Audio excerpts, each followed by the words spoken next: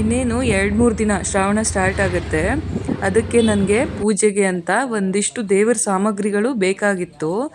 ದೀಪ ಬೇಕಿತ್ತು, ಹಾಗೆ ರಂಗೋಲಿ ಹಾಕೋಕ್ಕೆ ಅಂತ ಕಟ್ಟಿಗೆದೊಂದು ಮಣೆ, ಅರಿಶಿನ ಕುಂಕುಮ, ರಂಗೋಲಿ, ಕೆಮ್ಮಣ್ಣು, ದೀಪ, ಬತ್ತಿ, ಈ ಥರ ಎಲ್ಲ ತುಂಬ ಸಾಮಗ್ರಿಗಳು ಬೇಕಿತ್ತು ಅಂತ ನನ್ನ ಮಗ ಸ್ಕೂಲಿಂದ ಬಂದ ತಕ್ಷಣ ಮಗನ್ನ ಕರ್ಕೊಂಡು ತರಕ್ಕೆ ಹೋಗಿದ್ವಿ ನಮ್ಮ ಮನೆ ಹತ್ರನೇ ಇರೋ ಗ್ರಂಥಿಗೆ ಅಂಗಡಿಯಲ್ಲಿ.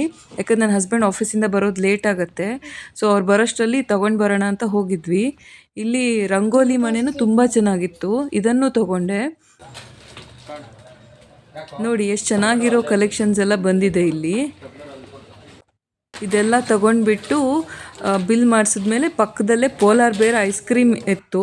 ನನ್ನ ಮಗ ಇದನ್ನು ನೋಡ್ದ, ಕರ್ಕೊಂಡು ಹೋಗೋಕ್ಕೆ ಹೇಳ್ದ. ಸೊ ಹೋದ್ವಿ, ಇಬ್ಬರು ಸೇರಿ ಚೆನ್ನಾಗಿ ಐಸ್ ಕ್ರೀಮ್ ತಿಂದ್ವಿ.